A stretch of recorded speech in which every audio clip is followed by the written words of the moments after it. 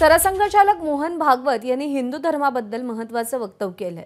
अमुक एक गोष्ट खा आणि अमुक एक गोष्ट खाऊ नका म्हणजे धर्म नव्हे, किंवा केवळ पूजा म्हणजेही धर्म नव्हे, तर सत्य, करुणा, सुचिता आणि तपस्या म्हणजे धर्म, असं भागवत म्हणाले। समकालीनांचं त्यांनी वर्णन केलं आहे, सगळ्या राजकीय प्रवाहांचं वर्णन केलं आहे।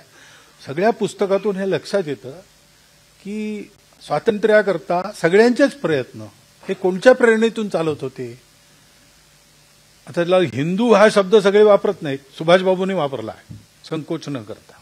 हे सगळे एका विशिष्ट स्वभावात जेव्हा वागू लागतात तेव्हा त्या स्वभावाचं वर्णन करणारं ते विशेषण आहे। याला लाजायचं कारण काय?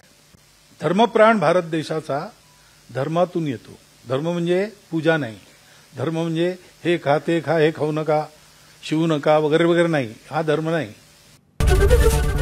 एबीपी माझा, उघडा डोळे बघा नीट।